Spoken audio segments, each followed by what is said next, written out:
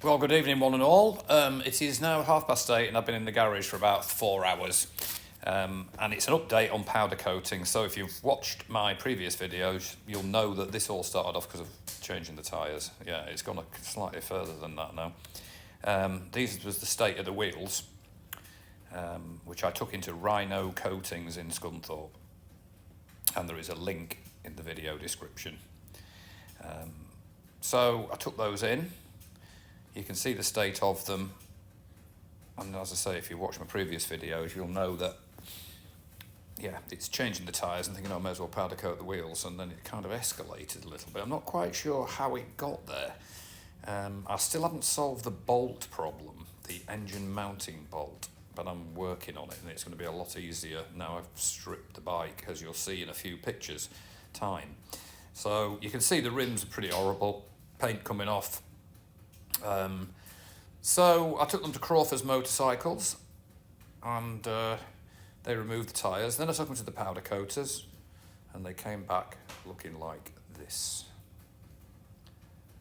What do you reckon? That was the silver grade got in. It just said, oh, it'll be 24 hours delay if you want to get a different colour. And I thought, well, that's fine. I just, so that's BMW colour, I think. So the Crawfords then put the tyres back on.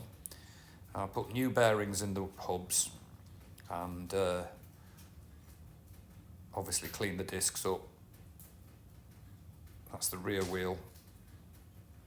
So again, that rear wheel's got 3 bearings in it. It's got 2 bearings on one side, and it's got a bigger bearing on the other side, and then the sprocket carrier also has its own bearing and spacer. So I've replaced all the bearings, all the seals, and painted the tube that goes between the bearings just to stop it rusting. Stainless flange nuts on it, of course. That's the front wheel. You can see I've gloss blacked the speedo drive and lacquered it, and both discs are now attached by stainless bolts, Allen bolts, button-headed ones. So I'm very, very pleased with the results. I mean, and it was not expensive either. It's a really, really good finish. Those bubbly bits on the rim there, on the inside, that's actually water. I brought it back on the truck, and they got a bit wet, so it's not bubbling in the paint or anything. And there is another shot. Front wheel. Nice new tyres on a bike that's not running. Yeah, I mean, those tyres are going to last a long time. So I've still not cured the bolt problem, but I'm going to work on that, as you'll see later on in this quick video. So there it is. That's the rear wheel. Again, it's a really, really nice finish, and you primed them in some way with powder coat and lacquered them as well, apparently. So I've got the front wheel back on, and that enabled me to then remove the hydraulic jack, take the headers off the engine, which were supporting the jack. The jack was lifting the bike by the headers, really. So I was able to take the jack out. Then I drained the oil. It's got 2 drain plugs on it, and I'm going to replace them with magnetic drain plugs because they're not magnetic.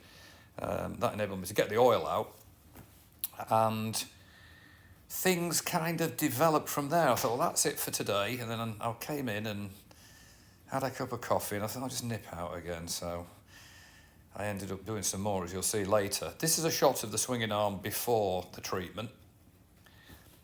Pretty manky. So I put new cage needle roller bearings in it when I got it back, as you'll see in a minute. You'll see the powder coated finish. And I took in the swinging arm, a torsion bar, 2 brake caliper carriers, and the side stand.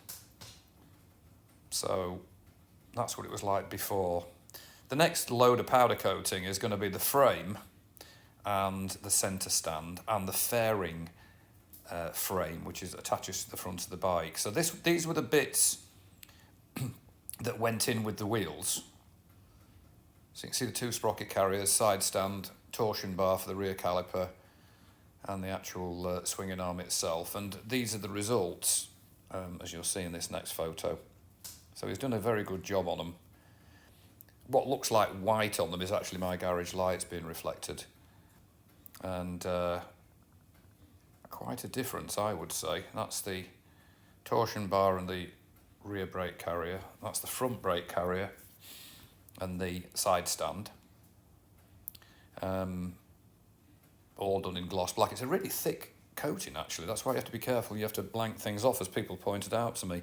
Then on the centre stand of the bike, I did this trick, which I mentioned in a previous video. So you just basically pull your stand down, be it side stand or centre stand, and pennies fit perfectly in these springs.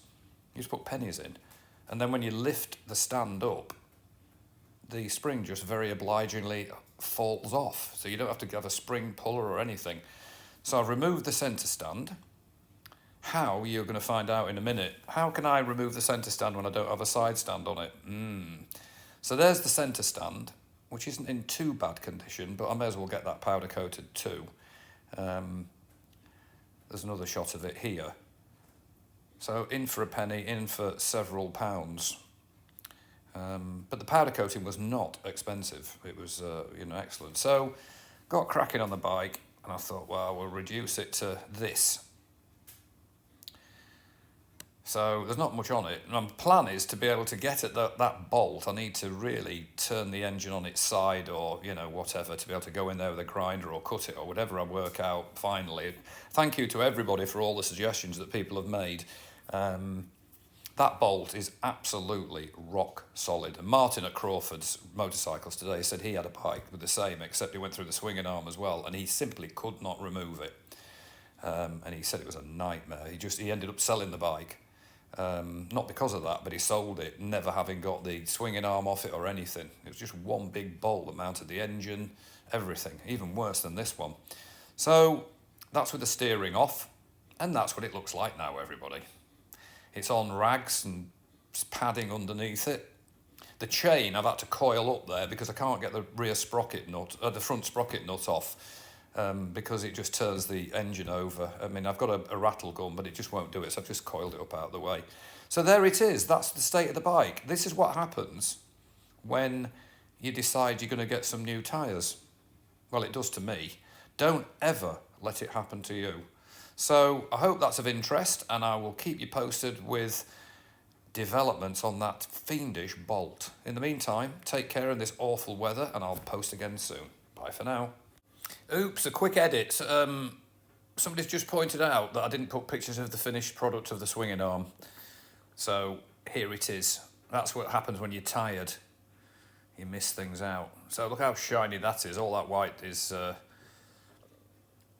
garage lights. So very pleased with it. Looks fantastic, actually. So there it is. Sorry about that. I forgot to put it on. Thanks for pointing it out, Len. And let me know what you think.